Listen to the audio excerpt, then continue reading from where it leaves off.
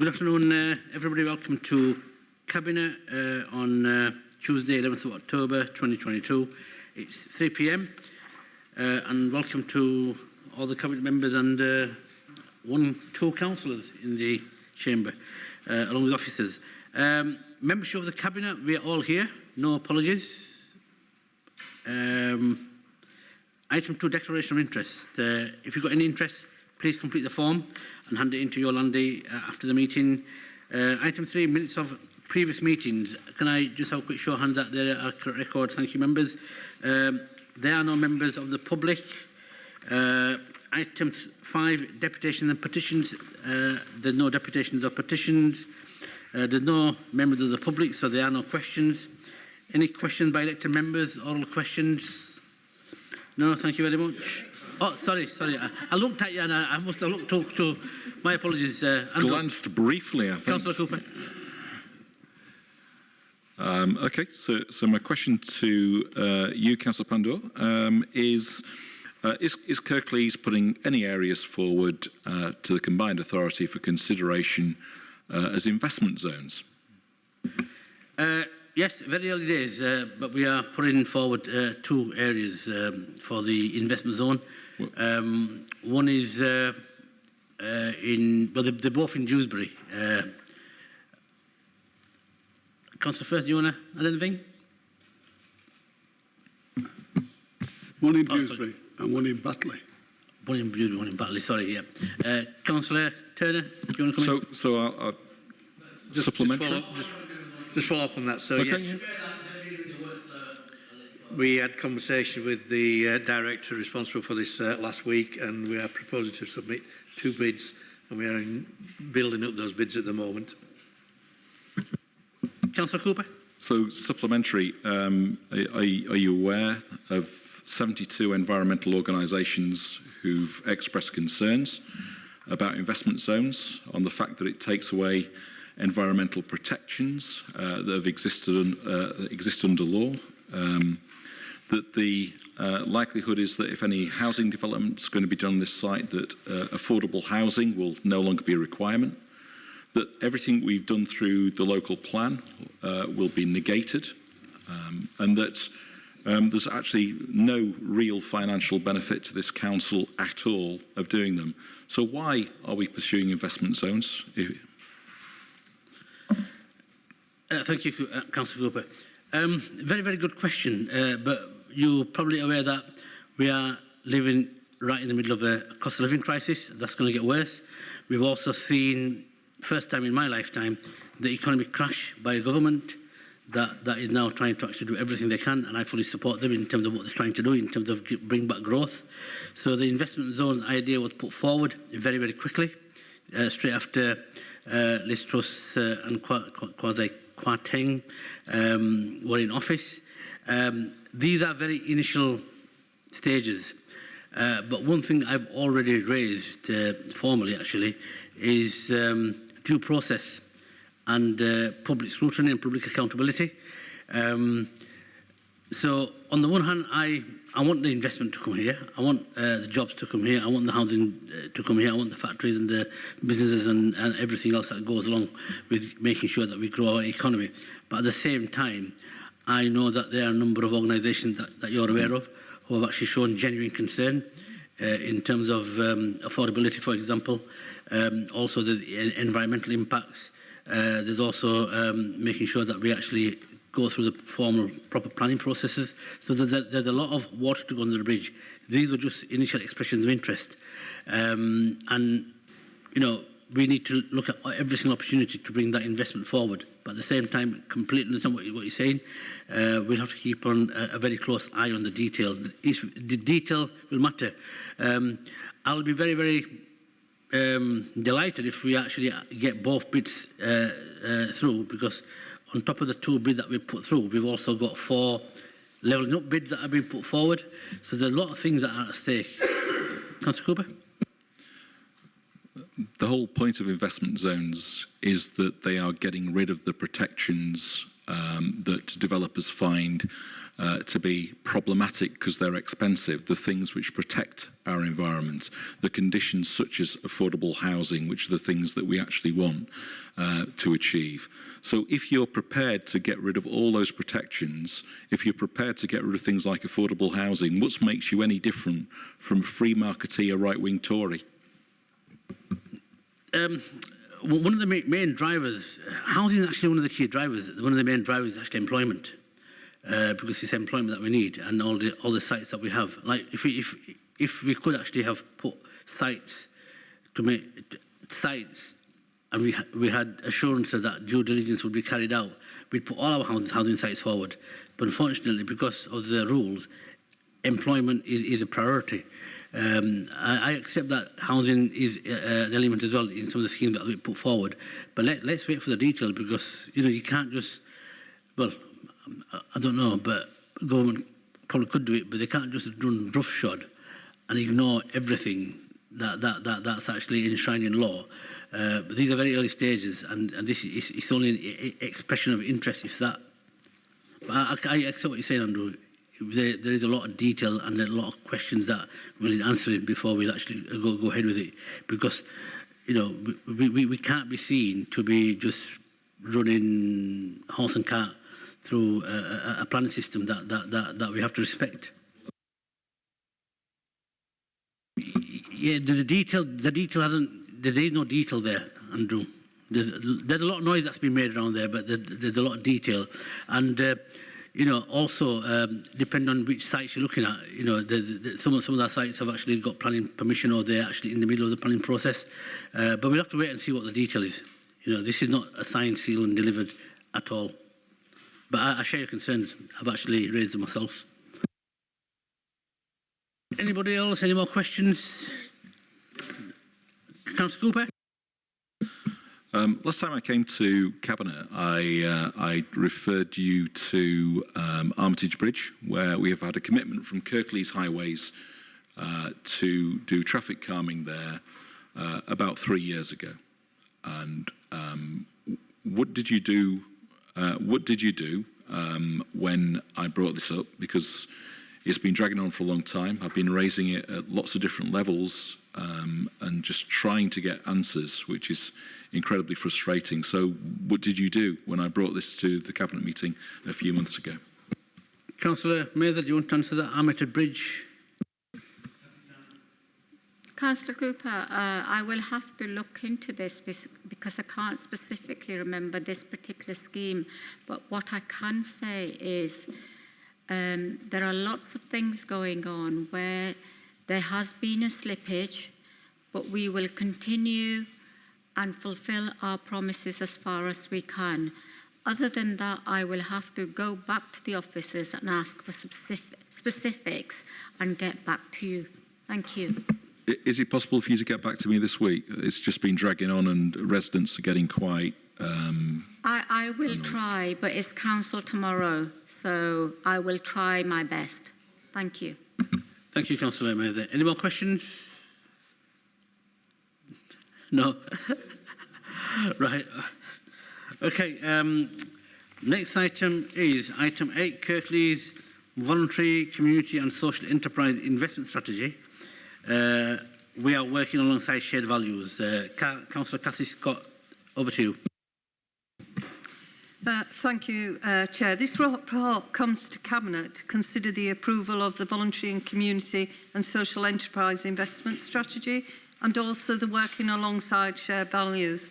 Now, we know as a result of the pandemic, where community organisations all come together to support each other and helped us work within our communities. They had all the intelligence so that we were able to capture that and make things work effectively.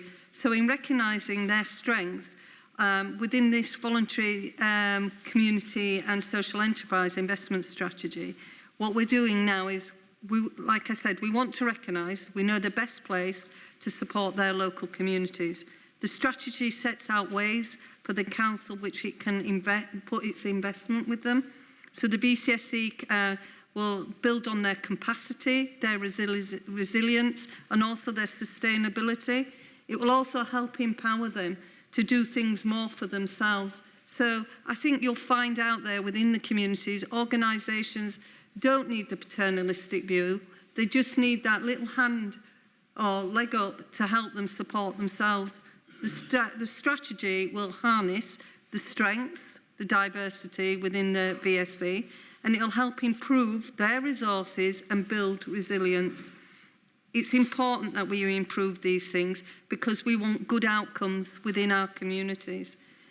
Can I just say, this has been a journey, and it's a welcome journey. There's been over 30 BCSEs involved in this, and they've put their feelings in and what their thoughts are. So we are listening, and that's what Kirklees does. So there are 3 priority headings that this comes under: to invest and build trust and transparency. This creates environments where partners can work alongside each other, and it's all for the greater good. The second one is to invest and with who's best placed and to provide the services. And this is about valuing our strengths and also our weaknesses and supporting each other. And the third one is to invest to increase the BCSC capacity and resilience. But that, again, as I mentioned earlier, is about empowering them to help themselves and to be supported with others. Before I conclude on this, I just want to say a big thank you out there, not only to all the officers that have worked tirelessly on this across the council, but to the groups and organisations. The list is huge, so I've made it as brief as possible. So I'd like to say thank you to all the groups within the BCSEs in the Batley Birstall Spen area, the Dewsbury and Murfield area, Kirklees Rural and Huddersfield. And when I talk about Huddersfield, I'm talking about the centre groups as well. If you go to page 21, I'm asking that Cabinet approves this BCSE strategy in Appendix 2, and also about the working alongside the shared values. The rationale on this is on page 22, where you can see it's quite clearly set out why. And as a Cabinet portfolio, I have been consulted through this all the way, and it's about the importance of building this strength. We're in a cost of living crisis, and never more has this been needed. So I ask Cabinet to endorse this. Thank you. Thank you very much, Councillor Cassie Scott. I'd like to second this paper and just like to put on record our thanks to all the organisations Cassie mentioned. There's so many that do a brilliant job, and also to our officers to do all the work and get this report here. Any questions or comments from anybody? Councillor Paul Davis. Paul? Yeah, I absolutely support this. It's a key strategy. I think Councillor Scott's already outlined how important it is, and particularly in these difficult times, how important it is.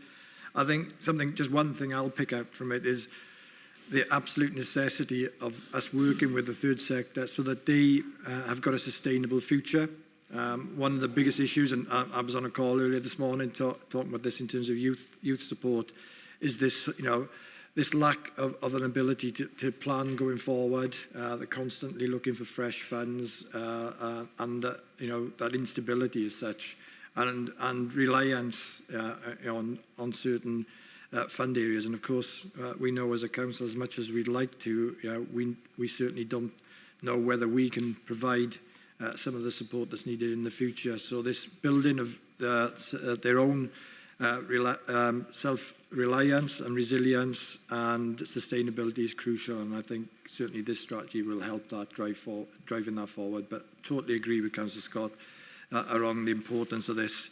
And today, we will be relying even more heavily on this sector to support us in the cost of living initiatives. Thank you very much. Any other questions or comments? Can we have a quick show of hands and remove it? Thank you very much, members. We'll move on to the next item, which is item 9, Food Safety Service Plan. Councillor Will Simpson, over to you. Thank you very much, Shabir. I'll be fairly brief on this one. The Food Safety Service Plan is never the most exciting report. I don't expect we'll see it on the front of anyone's leaflets come May. However, what we've got in front of us, as it so often is when we get this regularly, is a really overwhelmingly positive report. And I think it's the most positive we've had whilst I've had this, whilst I've been the portfolio holder for it. And I think it's something that we can be proud of. So I just want to thank the officers at the start for that. What the report shows is that we are delivering ahead of the milestones that have been set for us by the Food Standards Agency in terms of COVID recovery and making sure that our food outlets are safe for our residents across the borough. And as well as that, the fact that our officers are continuing to develop and enhance the commercial offer that they've been developing in the service, which not only improves public health across the borough, but also provides a revenue stream for the service to make sure that they can continue to deliver the essential work that they do. So I think the fact that we're well ahead of what the government have set for us as national targets through the Food Standards Agency, as well as doing that, speaks to the incredible work of officers in incredibly difficult circumstances. So I just want to thank them again now on behalf of the Council and the Cabinet, and I would like to move the report, Shabir. Thank you very much.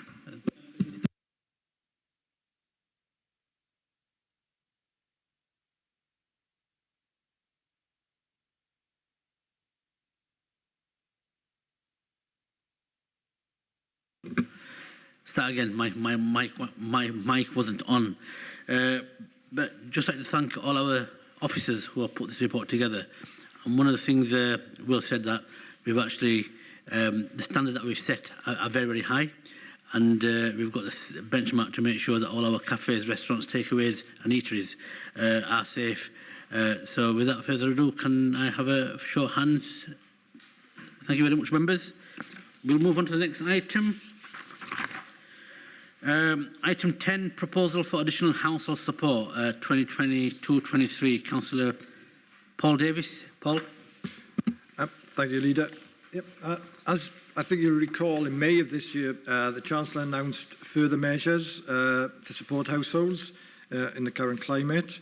And that announcement was that funding would be available from October of this year, amounted to 0.5 billion, so 500 million. Previous round of funding was very similar, and at that point as a council we received just over 3.7 million, and that's what we're assuming we would receive in this round as well. So to date we have received draft guidance, which, unlike the last version of our last tranche of this money, we no longer are required to put 1/3 of that particular fund to support pensioners in particular. That gives us a lot more leeway, and that is something which we're taking on board, and you'll see from some of the mix that I talk about later, something that's reflected in our proposals. So the report that's before you seeks approval to provide targeted support that will supplement support already provided by Kirklees directly, and also the measures which are announced by government, which are already in action. In addition, there's a specific area we're seeking approval from Cabinet today, and that's grant funding to establish a further 5 hubs for the bread and butter thing. We've talked about this initiative previously. I know the Cabinet is hugely supportive. It's been extremely successful. And again, as I reported previously, it's oversubscribed significantly. The funding will not come from the Household Support Fund, but it'll be available for this as part of our own local welfare provision fund. So I'll take you straight through to recommendations and reasons in section 6. So what we are recommending, this has my full support as a portfolio holder, is in terms of households with children, we're looking to make an award to families which are entitled to free school meals, a one-off cost of living payment of £50 per child. This is be badged as a one-off cost of living payment rather than a free school meal support. If you recall, we did something very similar in the summer. Obviously, the payment was a little bit higher then. It was £70 because of the longer holiday period. This money clearly will help those families, not just in terms of food, but in terms of some of the other pressures that they're facing as well. This will be paid as a voucher just before Christmas, and will cost us in the region of £925,000. In addition to those families where we already know that they're entitled to free school meals, we're actually exploring through council tax reduction data where we can identify households where their children are not of school age. So again, that we might be able to include those in the scope. So we really are trying to touch and help as many families as possible. Secondly, we're also looking to work with across Kirklees with all relevant partners and stakeholders, and particularly the third sector, as we mentioned earlier on, and use the balance that's remaining from that. So if it's the 3.7, if we take the just under 1 million away, then that remaining balance will be split, as we did previously, between supporting the third sector and actually direct support through the local welfare provision, and that'll be assessed on a case-by-case basis. And it's proposed that we delegate authority to the Strategic Director for Corporate Strategy, Commissioner in Public Health, and the Service Director for Children's Services, along with consultation with myself and Learning Aspirations and Communities portfolio holder and the Finance Service Director to agree the mechanism for how we split that remaining balance. So we're not coming forward with that specific split at this stage. So just to run through that quickly again, there'll be the just short of £1 million for the support for children, £50 per child before Christmas, particularly aimed at those families with free school meals, but trying to identify further families where children are not of school age.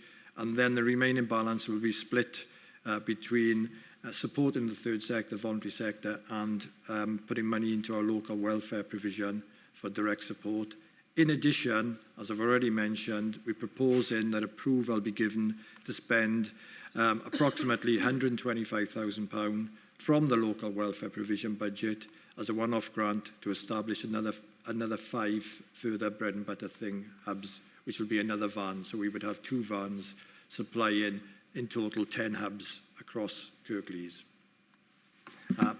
Thank you very much. Thank you very much, Councillor Paul Davis. The trickle down is definitely getting through because although £3.7 million sounds a lot of money, it's like literally a drop in the ocean, you know, and it's trickle down that's actually going to come to the most vulnerable. Because the household support that we're getting and the work we're doing, it's not going to be enough, to be honest with you. And on top of that, there's businesses that are going to be suffering, and God knows how many businesses will actually fold.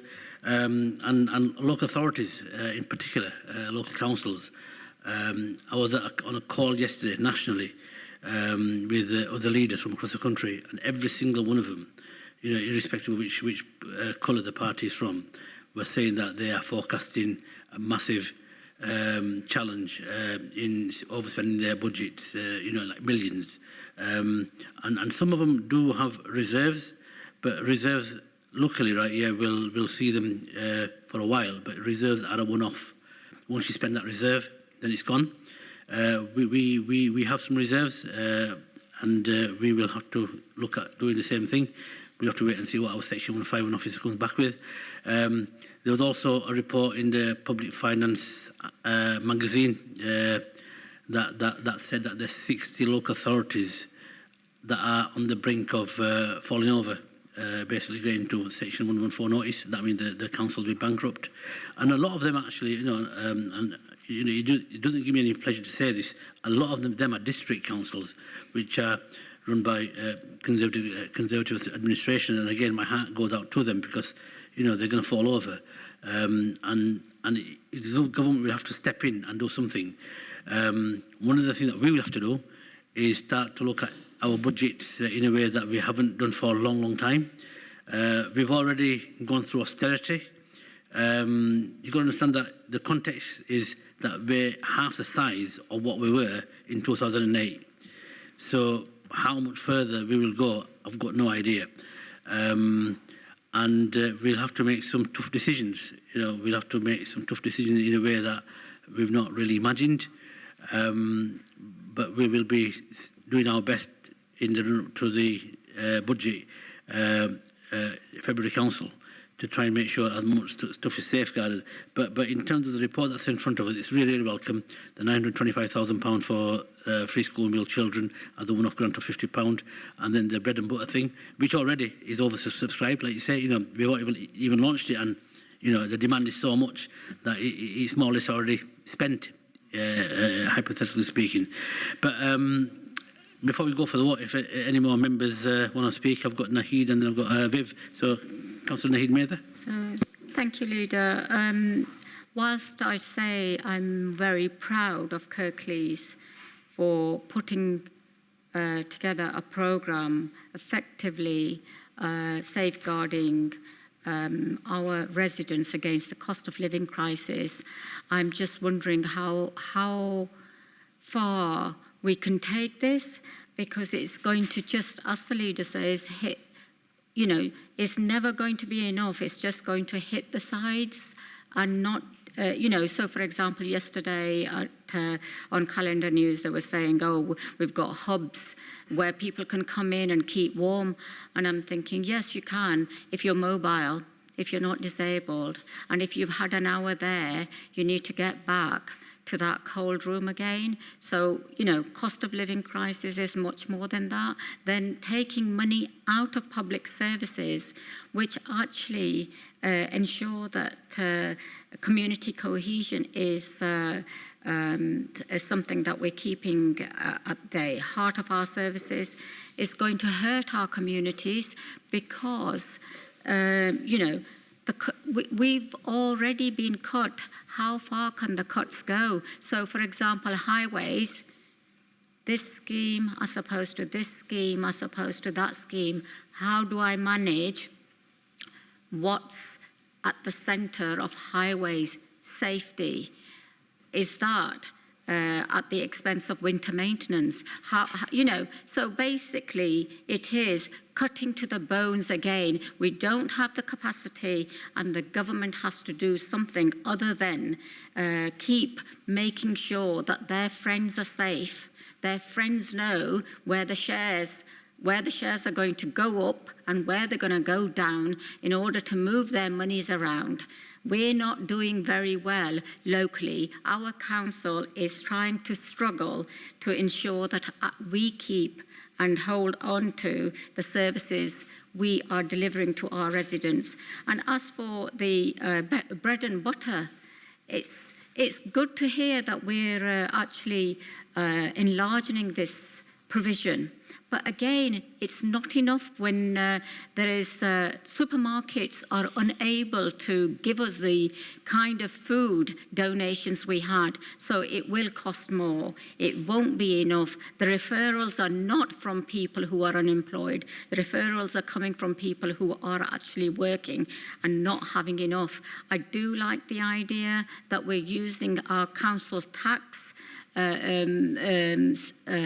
council tax information, which removes the stigma, because the government seems to think it's bone-idle people sitting around with nothing to do who need this kind of help. It's not enough. It's never going to be enough. But thank you for bringing forward this scheme. Thank you. Thank you, Councillor Mather. Councillor Viv Kendrick. Thank you, Leader. Very similarly to Councillor Mather, I do feel that the investment in the bread and butter thing is very welcome. That means 10 outlets in Kirklees, there are 23 wards, and let's not forget that the bread and butter thing is a one-off cost. It then becomes self-sustaining in future years. But I absolutely welcome this report.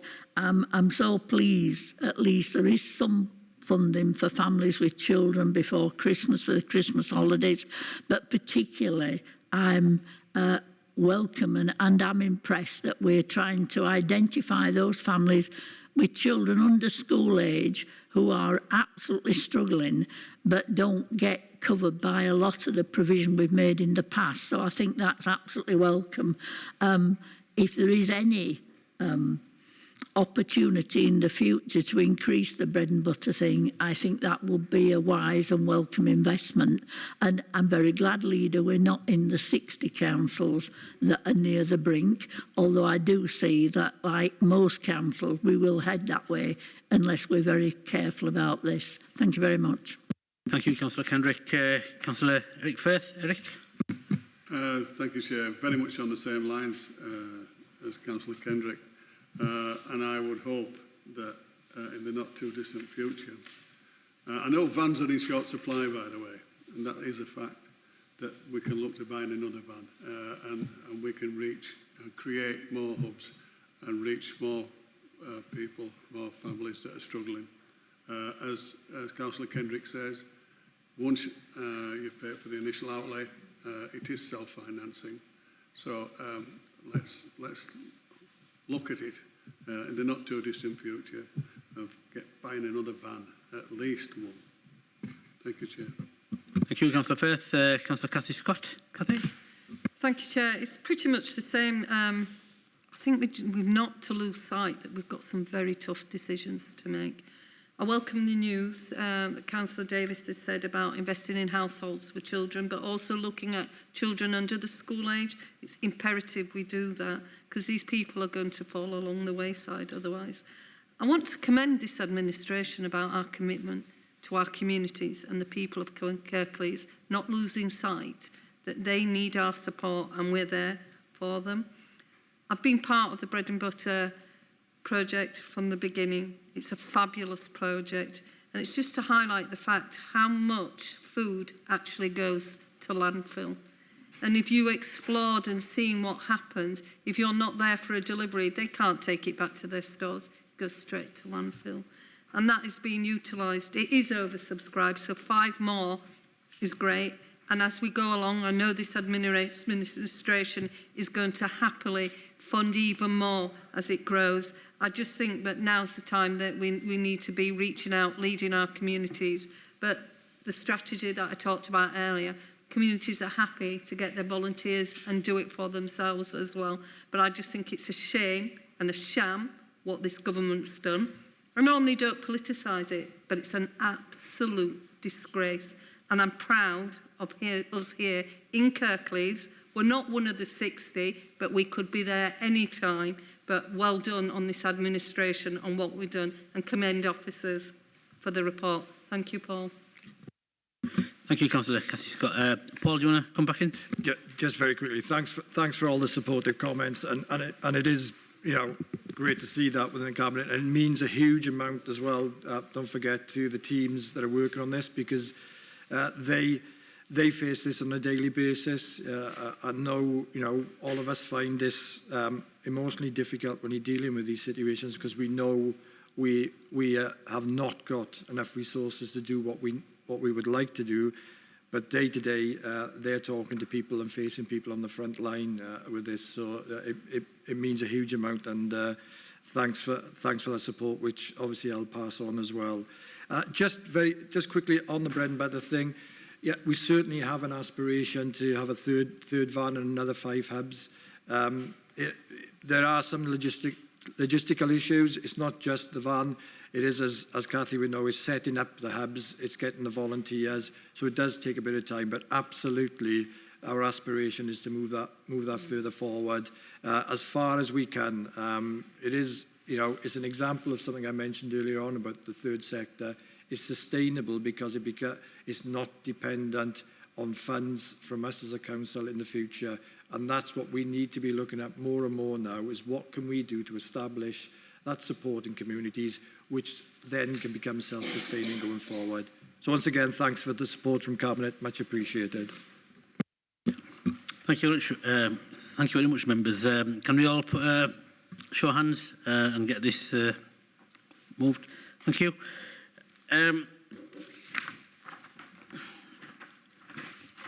Item 11, 2022, 23, 24 corporate landlord asset management, asset investment capital plans. proposed allocation of capital funding. Councillor Paul Davies, over to you. Paul. Thank you, Leader, and thanks very much for reading the title out. That saves me trying to go through that one. Quite long with your title. Not quite. In some senses, this may seem a little bit drier, if you like, and a bit more wordy as I go through this than the previous issue that we've gone through. But also, this is a very important area. This report looks at the themes for programs of work that we fund in 22-23 and 23-24 from the corporate landlord asset investment compliance and suitability baseline programs. A nice snappy title. And all of these streams are within our 5-year capital plan, which were approved by Council on the 16th of February of this year.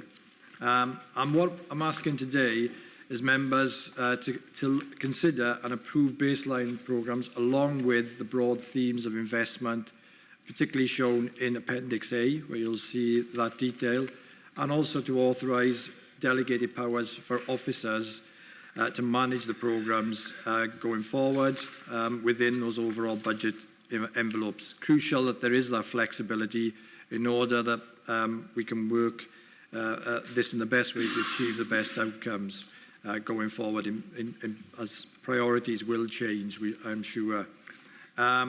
Also, we're asking today in order to alleviate budget pressures on the 23-24 programme, as illustrated within the report, and I'll come to it in a little bit, that members approve the reprofiling of the corporate landlord asset investment 5-year capital plan to bring funding forward from future years. And I'll talk about that in a little bit of detail later, just to explain what that is. So, a couple of things I'll pick out before I come to the recommendations later on is in para 2.1, you'll see a reference there to establishing or enabling, some essential lift replacement works at Dewsbury Sports Centre. And this is an emergency scheme was added to the investment programme under existing delegated authority. And this is where later on you will be asked to approve a payment of £275,000 in capital. So just to let you know, that's why we're asking for that movement of the 275k. Then in para 2.12, again refers to Appendix A. You'll see there some details around the current 23-24 investment programme is showing a deficit of around 7 million. Hence the reference earlier on to reprofiling some of the budget, bringing that forward from future years. That's actually been, that we've gone through that in terms of the financial rules and regulations with our Chief Finance Officer, and that's been approved in principle by him as well. So it's a mechanism in order for us to be able to deliver in the next 2 years, well, this year and the following year. So that's one of the recommendations that's made later on in this report. So just coming to the recommendations, just to summarise. Firstly, to consider and approve the themes of work for 22-23, 23 and 24. And these, as I said, are detailed in Appendix A. You'll see the details there of the various projects and initiatives and work. Secondly, to consider and approve the proposed delegated powers as outlined in 2.24 and 2.6 of this report.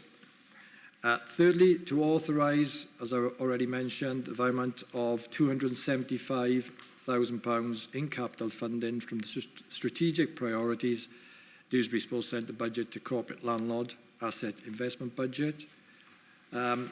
Fourthly, to authorise officers to identify, design, implement the design of projects with the work themes as outlined in Appendix A.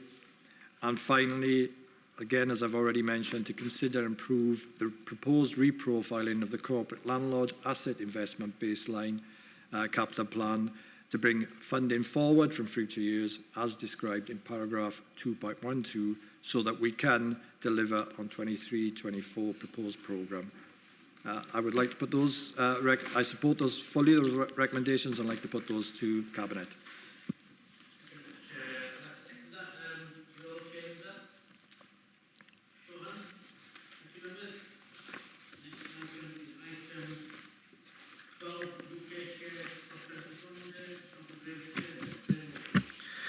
Chair, thank you. This report sets out how the new UK SPF, which is the government's new fund, which is designed to replace the old European structural investment funds, will be managed across West Yorkshire, and also the multiplier programme. Unsurprisingly, the amount of money in the new fund is not as much as we would have expected from the old ESIF programme, but then I missed that on the bus. The UK SPF is a 3-year programme, and the first year's funding will see Kirklees receive £5,824,858 and £790,231 for the multiplier programme. To say it's been a challenge to get this first year's programme in place would be somewhat of an understatement, and the officers at Wicket have done a sterling job in pulling together a whole new committee and getting agreement for the programme in record time. I mean, at one point there were as many as 3 meetings a week just so we could meet the deadlines.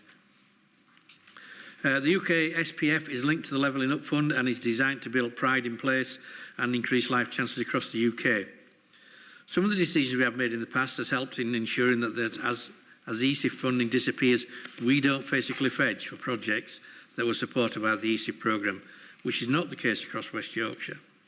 This gives us a sound basis to be able to transition to the new funding regime.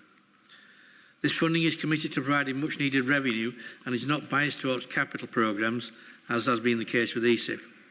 While this, in my view, is a very positive shift, it's not without its challenges for the future.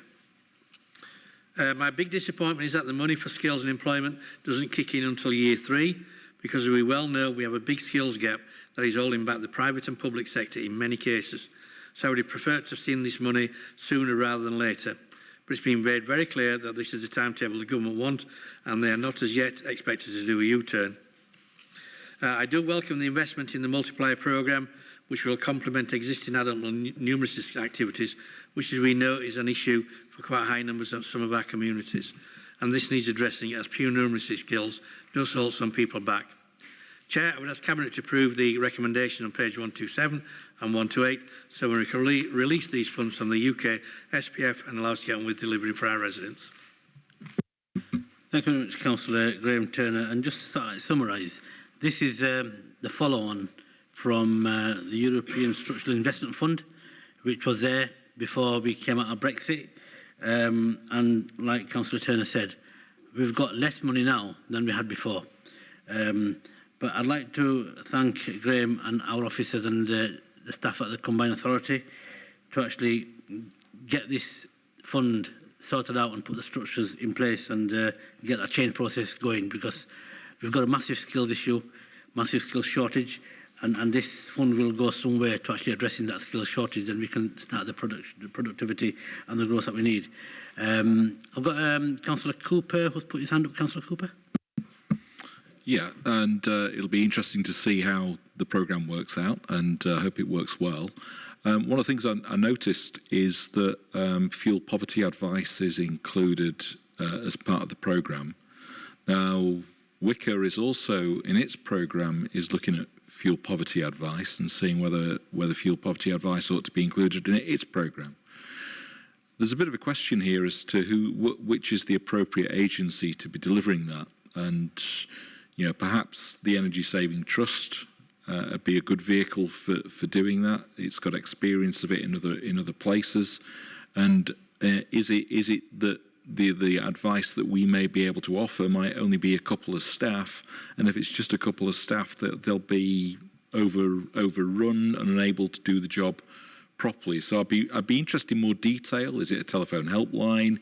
Is it people who are going to be going into people's homes? How's it going to be an effective service? I guess how much money will be allocated to it to give us an idea about what's actually going to happen, and how's that going to link with cost of living support and things like that. So the details are really interesting to me on this. Councillor Turner. Yeah, thanks, Andrew. I mean, it's early days yet, but you're right. I think, if I'm honest, I think we should deliver energy advice rather than Wicker, because I think we know our residents better, we know our area better, so I think we should deliver that. And if we can use somebody like the Energy Saving Trust, why wouldn't we do that? I'm sure we'll look at all opportunities to maximise how much advice we can get out there for the money we've got. But you're right, as I say, I do think we should deliver this, not Wicker. Just come back on that. I mean, the only problem is if you're not properly resourcing it, you need enough staff to actually make it happen. I used to run the service in Kirklees about 20 odd years ago, and I ran the Yorkshire Number Energy Saving Trust Advice Centre. So I think we've got to understand exactly if the resource is going to match the need, really. And using people like National Energy Action, the Fuel Poverty Charity, to help train them and make sure that we're working to common national standards. Given the scale of the crisis and the scale of the problem within Kirklees and the country at the moment with the energy supply problems, people's energy usage, I suspect if we took many millions of this, we wouldn't reach everybody, because I think everybody's got a problem. I don't see anybody within Kirklees, all 436,000 residents, have all going to have problems with paying the bills, I think, because they're going to be huge. We don't even know yet what they are. We're told there's an average of 2,500. I mean, I haven't, I'll be honest, I haven't switched my heating on yet, and I don't intend to switch it on for a while yet. So I have no idea yet how much I'm going to be paying over the winter months. So, you're right. It would be nice to resource it, but whether we've got the resources, I don't know, because I think demand will outstrip whatever we can afford to throw at it, because it is a challenge for absolutely everybody. Everybody needs heating. Everyone needs to cook the food. So it's a real challenge across Kirklees. And, we know where the blame lies, but we will do everything we can to protect our residents. Yeah, just quickly, I mean, when we were giving energy advice 10, 15, 20 years ago, it was about heating the home and about insulating the home and doing things to the home. The difference about energy advice these days is about insulating the person, because people can't afford to heat their homes. I went into Millets, and they were telling me that people were coming there and basically getting sleeping bags so they could, people who would never normally buy a sleeping bag because they don't go camping, they're camping in their houses, they're in sleeping bags in their living rooms watching the television because they daren't put the heating on. And that's the change that's occurred due to the increase in prices. And so, the advice that we're giving people is insulate yourself, not your homes, because there's no provision at all, because the government has neglected this area for years and years, and now people are paying the price. And I'll just follow up on that. I'm told, and I'm not an expert on this, that sales of onesies are back up there. They're back in fashion. And my wife did say, did I want one? And I said, over my dead body. But you're right. What we should have been doing is 10, 15 years ago, we should have been insulating homes then. We should have been making sure solar panels were fitted and that the energy surcharge was given back to people. So it's a failure of previous governments, and governments, and I use a plural because it was a failure of the government that we were part of, because we didn't do enough. But the last 10 or 12 years, they've done even less. They've taken a lot of those restrictions away and allowed people to do less and less. And it's a failure, and we must recognise that and move forward. And not only, it's fine insulating the person, I get that, but somebody once said to me, I live in more than one room. So yes, it's great, but you sometimes do have to move into your kitchen or your bathroom or wherever. So yes, it's great, but it's not the solution. The long-term solution is we should have a proper energy policy, and this government should protect its residents and go back and change some of the things it's done in the last 10 years to make sure we use our energy wisely and people can afford to put the heating on. We don't want to go back to seeing people dying because they can't afford to put the heating on. We got rid of that, but they're bringing it back. So just quickly, so I commend the Energisprong proposal, which is used by Nottingham Council, being looked at by Leicester Council as a way of us insulating our own heating stock, as per the Green Party budget amendment in February this year. Not bite. Anyway, I've got Councillor Eric Firth, and then Councillor Will Simpson, and then Councillor Paul Davis. Chair, I will be brief. Graham said we would like it to deliver this advice ourselves in Kirklees, but I wasn't aware that Wicker was also considering planning it. Let's talk to them. We don't want unnecessary duplication. It's madness. And if there's no duplication, maybe there's some funds available. It's worth talking to Wicker about that.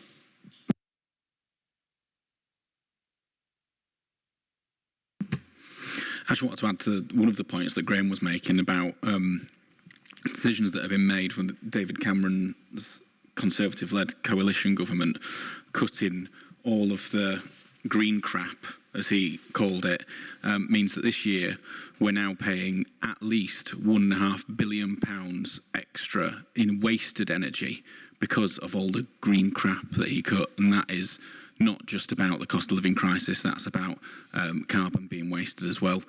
So these decisions that were made then, as many of us, I think every councillor that's in this room at the moment, I think Bill stepped out, said at the time, here he is, said at the time were false economies.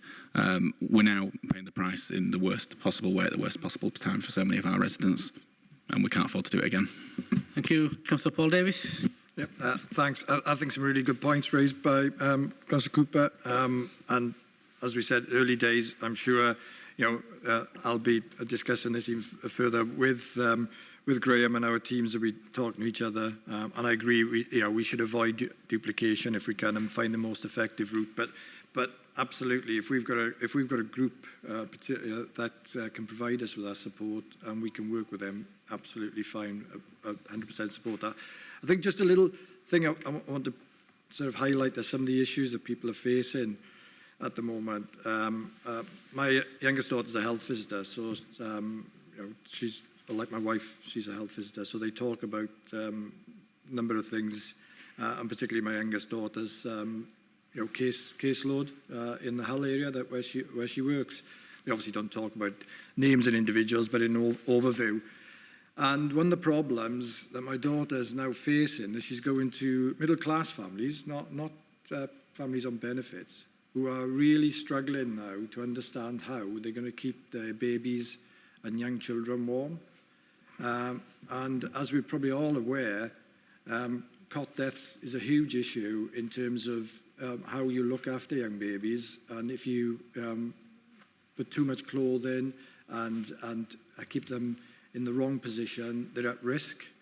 And she's worried to death because that's what's happening, because the only way they can keep their children warm is to do, the exact opposite of what the medical advice gives. So just an example of, how this is impacting, everyone, and how do you deal with that, in terms of, you a young child, the choice of them, in a sense, well, basically, rock and a hard place, hypothermia, of being too cold, or risk of cot death, the fact that you can't afford to put the heating on. So these are real human issues which are hitting right across the strata. And as I say, these are middle-class families, she said. These are professionals. These are people who are earning decent money, but they can't afford to put the heating on. So I thought just an example of where we've got to in 2022. Yeah, thanks, Councillor Davis. And we've got Graham's example. He's not put his heating on. So that's, so if you go to Graham's house, make sure you put plenty of pulleys on. Councillor Cooper, actually, you mentioned a really great point, but and you're probably aware that last Labour Party conference, we had the Green Chancellor in waiting, Rachel Reeves, who actually put forward a budget vision around a green revolution, and everything what you're saying will deliver under the great British energy company that will be publicly owned.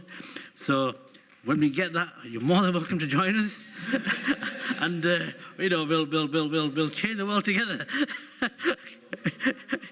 No, Andrew, that was. I don't want you to respond, but I'm happy to respond. I just see the things that could be done in this council here, which is controlled by the Labour Party. We will do our best. I look at those things and I think about the struggles I've had over the years trying to move the council on in certain directions. Electric vehicles, that's been an interesting one over the years. Passive house. You know, you look at the things that the council could do, but simply doesn't. And so when I see action from the Labour Party, I'll believe it. I just thought, you know, as chair, I just thought, you know, but, you know, we have done some great work. Abbey Road, you know, that was a fantastic piece of work. And, you know, although it cost us, you know, yes, but if you're going to innovate and if you're going to do stuff at high risk, you know, and it's innovation is actually going to be there to actually pave the future, then we will invest. And that's what I really believe the Labour government will do. You know, they've actually set the platform.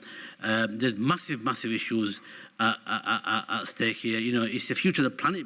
You know, that's what we're talking about. But at the same time, if you want to get them green jobs and green skills and green growth, you know, we've got to use the subject in question, which is UK Shared Prosperity Fund, and how we can actually make sure that we provide the skills. But anyway, going back to the report in hand, are we all okay to agree that report that Graham just presented? Thank you very much, members. Next two items actually, item 13, the refurb and development of George, and item 14, Field House 15, Wellington Road, Dewsbury. Before we take these two items, have we read the two private items so we can then thank you very much, members.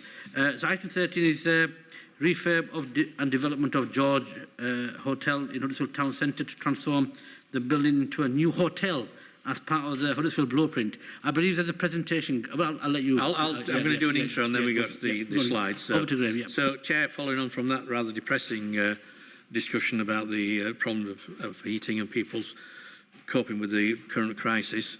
So it's not often that we seem to be able to come to Cabinet with some real exciting news, and that is a real game changer for Kirklees. So, well, I am in that privileged position today. The report you have before you seeks Cabinet approval to bring the iconic George Hotel back to life after years of being neglected and left to rot away. I'm asking for Cabinet approval to release funding from our capital plan to allow us to move to the next stage in the long and colourful history of the George Hotel. This report also seeks Cabinet approval that Radisson Red are appointed as the operators of the hotel on its completion.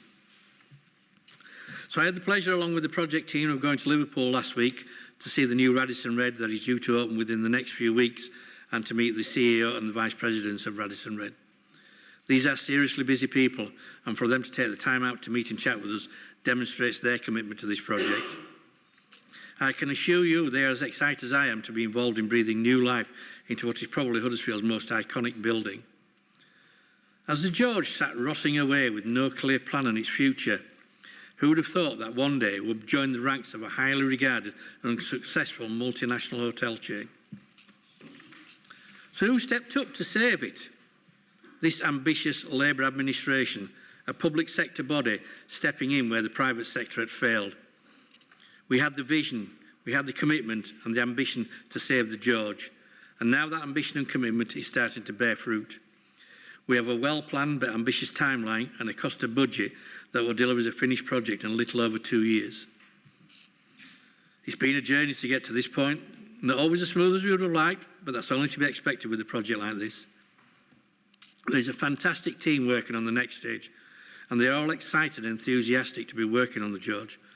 Only just last week, one of them said to me, "This is the most exciting and best project I've ever been involved with." They're highly committed to delivering an outstanding hotel for Kirklees and Radisson. I can't thank all those involved in this project enough. Our own officers and the experts we have used from outside companies, Historic England for their help and support. It's not easy dealing with a great two-star listed building, especially one that has been neglected for so many years. It takes a mixture of traditional skills and expertise and modern techniques to bring something like the George back to life. After all this time, and the time and commitment from all those involved can't be underestimated. They've done a great job so far and will now continue that work to deliver us a fantastic completed hotel in the next couple of years. Of course, this is a relatively expensive project, but the level of work required to redress the years of neglect doesn't come cheap. And ensuring that the George once again becomes a special building will require specialist workers with very specific skills. But once it's up and running, it will be cost neutral, as there will be a positive income stream for the council, which will cover the cost of the interest on the capital. It's been clear that Huddersfield needs a high-quality hotel for a number of years, and by bringing the George back into use, we will meet some of that need and save the George for future generations. Not only will it wash its face over time, but it will bring huge economic benefits to Kirklees. We will see new jobs and career opportunities with a major multinational company. The local supply chain will also benefit, as well as local businesses who will be supplying the George. And of course, the town council will own a very valuable asset. So what's not to like? Simon, over to you. Thank you, Councillor Turner. Thank you for inviting us along today. And as Councillor Turner's quite eloquently set out, this is an exciting project for the next stage of the blueprint. And it's led by Sarah Collins here today as part of my sort of town centre programme team. So what I want to do with the presentation is just to underline some of the key things from the report. You've got a really, really extensive report there that's setting out all the key issues. Report, it highlights how we went about selecting the hotel operator, and there's an extension of that in terms of what the hotel management agreement and the hotel management structure will look like. The process of design so far, and importantly, some of those key discussions with Historic England, who are an absolute key partner in delivering this project moving forward.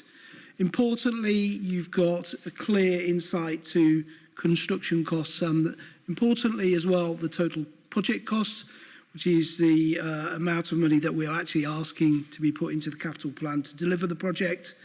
And backing that up is extensive work around viability, value and risks. Importantly, the report sets out some elements of additionality, sustainability and social value. And at the end, we've got a series of key milestones and the core set of recommendations that we're hoping to agree with you today. I want to move on a little bit. It is an absolute key project for the blueprint and set alongside the cultural heart, which you heard all about at the last cabinet meeting. It shows a real level of excitement and commitment to delivering a brand new town centre for future generations. We have aspirations through this project to really spark regeneration in the town centre. And it's an important project in that Station Gateway area, alongside the TRU work, the aspirations that the university has down at Southgate for its National Health Innovation Campus, the regeneration of the Northumberland Street area, including the open market, and the work that we're doing with 13 Group on estate buildings, which again you heard about a cabinet or so ago. So lots happening, but really this George Hotel that really touches the public's imagination and affections. And I'm really proud that we're bringing forward a project with such confidence behind it.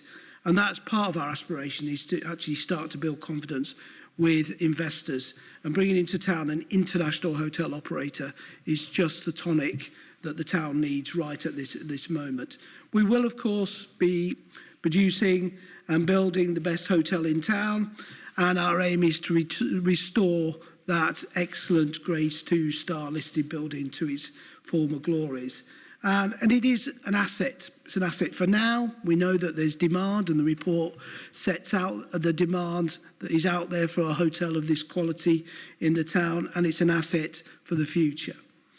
I do want to underline, though, the report is based on expert advice. That's expert advice that exists within the council, but it's also expert advice that we've brought in. This is a specialised project.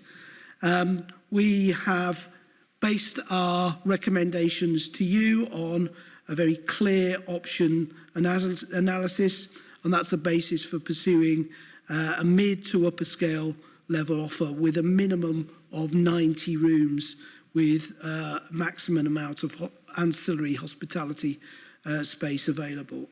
And to complement the officer team, we've assembled a set of consultants that are familiar with the hotel market, the hotel trade, and also familiar with developing very delicate listed buildings as this is. I just want to go through the selection process for the hotel operator. We used that external expertise to reach out to that market. We were in touch with over 50 companies, both national ones and local ones, and we had 10 expressions of interest, which for us was absolutely phenomenal. We were very pleased about that. We shortlisted that down to five parties, and to be fair, those 5 parties represented essentially 2 brands, but they were in different formats. We could have chosen either brand. They were both suitable for the town, but we did have a preference for a direct management agreement rather than a brand franchise. And part of this was so that we could keep a very firm control on our costs, wanted to reduce the complexity of that arrangement, and we wanted a more transparent and more efficient operation with the end user as well. So we have gone through an extensive process. As Councillor Turner rightly pointed out, it does take time to go through these processes. This is a complicated project. The selected operator that is now sort of being revealed today is the Radisson Group, and we have chosen to recommend to you today to enter into a direct agreement with the Radisson Red brand. I can report that Radisson Red are already operating in Heathrow, they're already operating in Glasgow, and the Liverpool hotel will open very, very shortly, within the next 3 to 4 weeks, I understand. If you are under any illusions about the quality of that brand within the Radisson Group, then this diagram actually helps set that in some context. As you can see, the Radisson Red is an upper scale hotel offer, a very good quality offer, and is something that we are extremely sort of excited about in terms of attracting such a sort of high quality end user to the town. In terms of sort of bringing it back to basics, I thought this slide would be helpful so that everybody understood what the typical cost to the customer would be. We're expecting an average room rate across a year to be around £80 to £90 per night.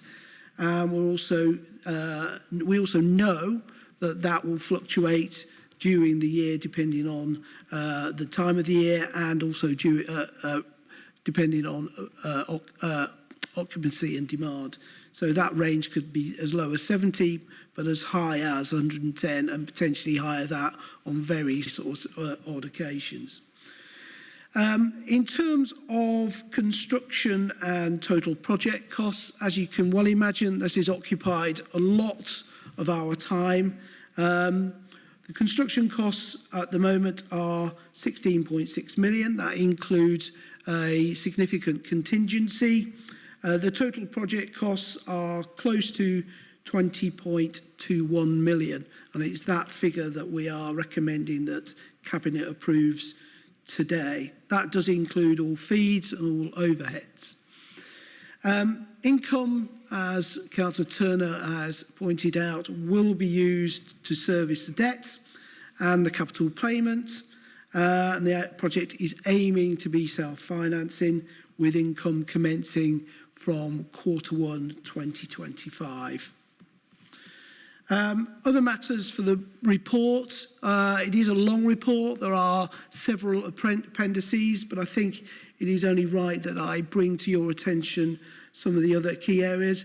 There is a lot of work gone into the report around financial matters, and sections 2.12 through to 2.15 highlight all the key areas for the council. This has been a collaborative effort amongst regeneration officers, the council's Section 151 officer and the head of risk to make sure that members are fully aware of the situation moving forward. We've also outlined the design process and the importance of relationships with historic England, as this is a very sensitive listed building project. Job creation is included. We've included what the end product might be in terms of full-time employment, but also included a calculation of construction jobs and jobs created in the supply chain.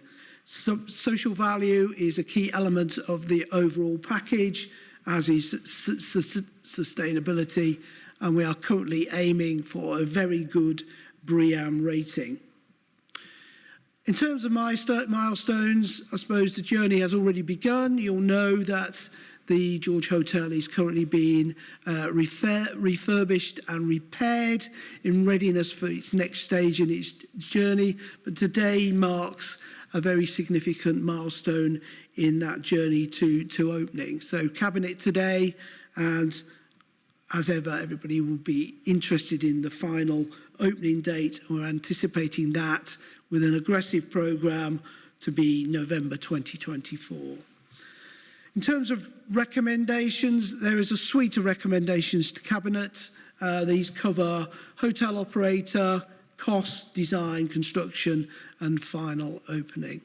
So they are the key points for your Cabinet report today. It is an exciting project and it's over to you for the discussion. Thank you very much. Thank you very much, Simon. Councillor Turner, do you want to add anything? No, I'm just wondering if there's any questions. Obviously, Andrew has a question. Councillor Cooper, Andrew. So, yeah, thanks for this and really interesting and encouraging report. I was pleased to support the purchase of the George Hotel from the dentist, as I remember. I think it was the only way that we were going to stop the place falling apart. There's been a few bumps along the road, I think. It's probably fair to say over the last year or two. The things I'd be interested in finding out more about is additionality and social value. And every time I've come up, when the issue with the George Hotel's come up, I've always said, well, we've got Kirklees College, where we have students who are studying catering, who are studying hospitality, and wouldn't it be great to have a partnership with Radisson to ensure that those young people had the opportunity to work within that establishment? So that's something that I'm really keen on seeing happen, because using the council's influence to ensure those people have the opportunity is a must, I think, really.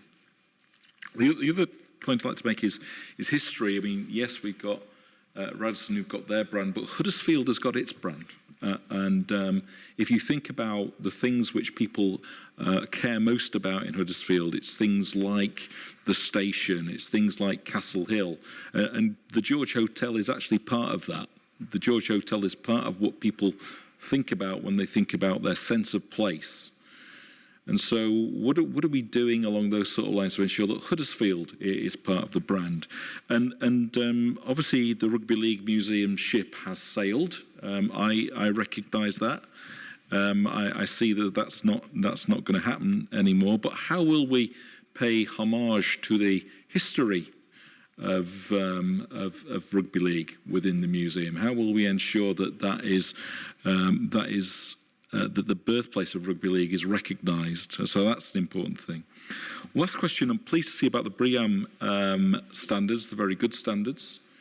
But what about the Huddersfield Heat Network that we've got? Are we going to try and make the George Hotel ready for the Huddersfield Heat Network, and will they coincide? Because they can put a lot of investment in a heating system, but then we come along with a heat network and they say we don't need it anymore. So just wondering how those things will marry up. Thank you, Councillor Cooper. So I'll take them in the order that you sort of asked those questions.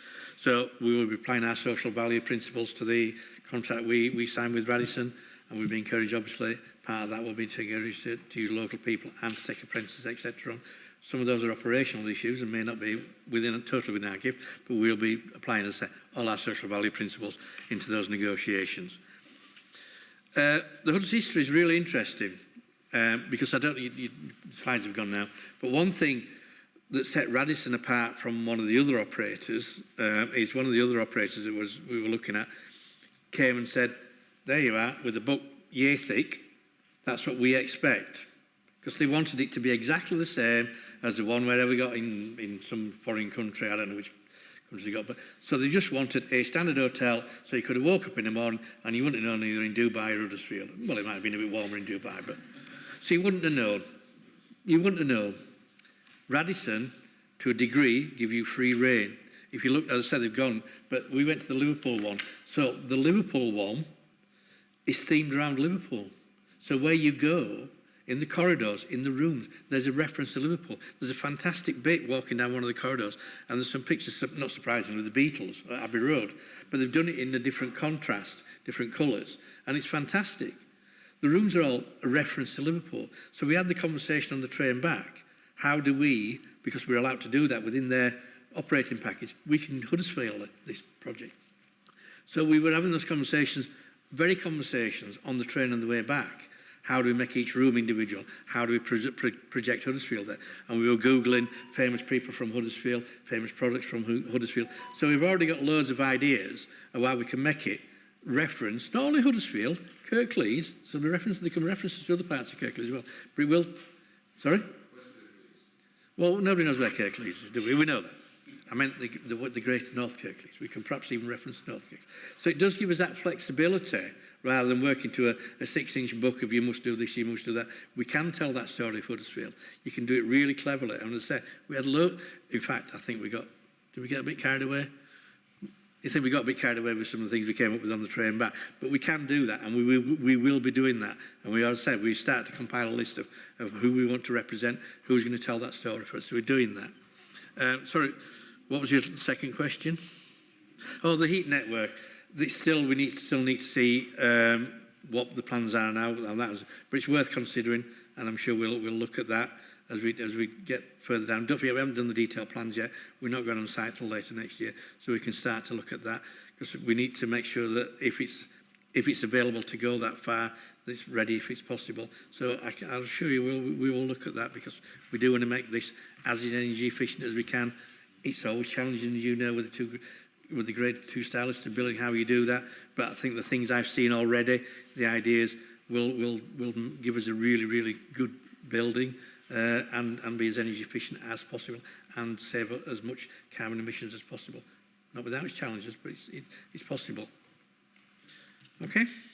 And we won't touch on the rugby league because, as you rightly say, it's gone. But having said that, we do have some ideas how we can recognise that the deal for the rugby league was signed in that hotel. We have got some ideas how we're going to do that, but we'll save them for later. Thank you very much, Councillor Turner. Was that we'll look at that or we'll look at that? Anyway, you're next, Councillor Will Simpson. Thank you very much, Shabir. I really, really welcome this. I think it's really, really exciting. I don't know about anyone else, but if you look at trying to book a hotel in central Huddersfield at the minute, particularly if you're coming for something with a good number of people, it isn't the most viable or exciting option at the current moment in time, is how I think I'd put it. So this isn't good just in isolation, but it complements entirely everything else that we're doing with the regeneration of the centre of Huddersfield. If we think about the event space that we're going to be developing through the Cultural Heart, and the two venues hosting things like music, potential competitions or conferences. If we think about all of the stuff that we're doing in the Cultural Heart to make Huddersfield a place that you don't just pass through, but somewhere that you spend time and enjoy with your family. Thinking about everything that we're doing to put Huddersfield on the map, giving people somewhere beautiful and reputable to stay is just going to be another really powerful part of our offer, and it'll be a huge boost, not just for Huddersfield, but I think for Kirklees in its entirety as well. So with this, it's not just exciting because we're protecting a heritage building, but we're putting it on an incredible, sustainable footing and enhancing it and that's enhancing our offer for Huddersfield as well. So it's a really, really exciting piece of work, and we should all be really proud of this, and we should all be supporting it. I'm very grateful to Graham for all of his work since he took over the portfolio, but in particular I'm also very grateful to all of the officers who've been part of this, because you've done a fantastic job. And just on the heat network, obviously we took the outline business case through Cabinet quite recently. As things stand, it wouldn't be in the first phase as things stand, but as we said then, we're retaining the model that we're setting up with the heat network is a way that we retain control so that we can expand it in future, and that's something we will want to do. And I think, as Graham suggested, a conversation can be had about making sure they're aware of that so that anything can be heat network ready for the future in case that's something we can explore. But I completely welcome it, and thank you very much. Thank you very much. Councillor Firth, Eric. Thank you. Of course, I welcome this magnificent scheme, and I'd like to give my thanks to officers who've spent hours and hours and hours making this possible. But let's not forget one Peter McBride that had the vision to push the purchase of this former hotel, which was a wreck, and he knew it was a wreck, and he knew it was a risk. But I think he will be absolutely delighted. Be like a dog with two tails when I said tails when he hears about this being approved by Cabinet. Thank you, Chair. Yeah, no, definitely. Peter McBride did actually put a lot of personal capital in, and I shared some of the pain with him, but that's a different story. Councillor Paul Davis. Yeah, absolutely fantastic. I think, great job by the team. A lot's been said, so I'm not going to repeat what's been said, but I think for me, one of the things certainly stands out is the ability that the team have had to attract Radisson to Huddersfield. And it isn't just for this. Let's remember, Radisson are not come in just because it's a nice build. There will be a fantastic hotel, a beautiful building. They come in because of what we are doing as an administration in Huddersfield, because they have the confidence that Huddersfield is on the up and that we're developing it. So it is a massive vote of confidence in terms of our plans as an administration. We shouldn't forget that. I think the other thing that really stands out is that the aim of this is self-financing. This is not a white elephant. It's not something that the council are going to continually have to pay out and pay out and pay out. And certainly, that I think shows a lot of innovation and a lot of commitment to ensuring that we again create sustainable plans for our town, for Huddersfield, and certainly a view that we're about working in partnership with the private sector, and we understand the value of that, but at the same time, we're not prepared as an administration simply to roll over, hand things over for next to nothing to that sector. It's about an equal partnership, and that's what this is. It is very much that equal partnership.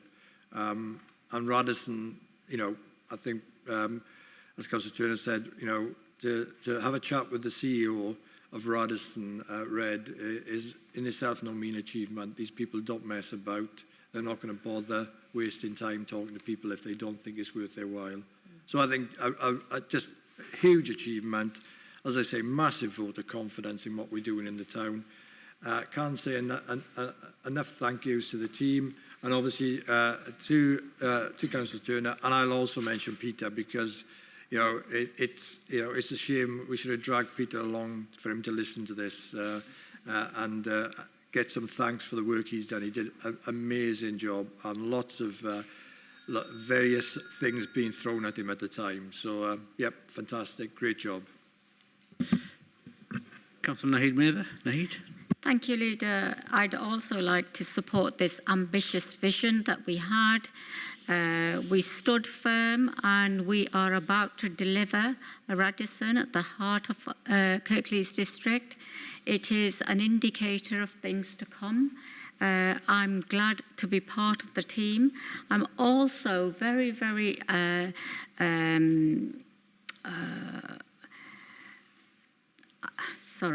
I'm also looking forward to the sustainability, especially the heat energy network, which Councillor Cooper and then Councillor Simpson has picked up. I'm sure at the beginning it's everything within the ring road, and we would like rich partnerships. So a partner of this size would definitely be something that I'd like to attract to come on board on that project. So can I once again thank all our staff, and cannot wait for the opening. Thank you. Thank you very much, and thanks Simon and your team. I know there's been a lot of hard work that's gone in, and it's really, really appreciated. Without the hard work, right from when Peter was here as a cabinet member responsible for this area. And it's fantastic news because when you buy something, when you've got these big plans and big visions, the pressures we get that when you can deliver it, what are you going to do, what are you going to do, we can see that actually now we've got a very clear plan, very clear sort of partners that are on side. And Radisson, blue, red, or just Radisson, you know, they are big. It's a big name. You know, it's an international name, and it just shows, right, yeah, the kind of investors that we are. It just shows that the kind of investors that we are attracting into Kirklees. It's amazing that, you know, that we're going to get this up and running hopefully by 2024, which is, you know, quite fast. And all this is getting done on the back of one of the most challenging economic times. You know, the government's completely crashed the economy, but in Kirklees it shows that we are prudent, we are visionary, we're ambitious, but at the same time, you know, we are very, very careful how we manage that public taxpayers' money. But at the same time, right, yeah, we open for business. So I'm really, really excited, and you know, the station gateway plan that we've got, the cultural quarter with the new gallery, the new library, and the event space, and the food hall, and the Pacos Centre, which has been bought by a private developer. All them packages coming together, and then the plan that we've got for Dewsbury town. You know, we are on the right footing to actually come out of this cost of living crisis even stronger. And I'd like to thank once again all the officers, all the cabinet members, and all the council, because the council is very, very important as well. So without further ado, can we have a show of hands and we get that report approved? Thank you very much, members. Next item on the agenda is item 14, Field House, 15 Wellington Road, Dewsbury, grant offer to Mood Development Limited, Station Apartments. Councillor Eric Firth. Eric? Thank you, Leader. Compared to the Radisson Hotel, this is very much small change. But for Dewsbury, it's a game changer. It's a game changer because of the fact that it's opposite the station, brings an old building that is in disrepair back into use. 23 apartments, and there will be spacious apartments, I'm told. And not only that, it will bring, it's the start of things to come, because it's the top of Daisy Hill. I don't know, lots of people won't know Daisy Hill, which we have plans for. But this is the start of things to come. And it will be the start of creating a new community in Kirklees. It's part of the Housing Action Zone, as you will have read from the papers, and has been supported by the Town Board, which has attracted money from the government for the town deal. I've been told by, because I've spoken to Mood Developments about employing local people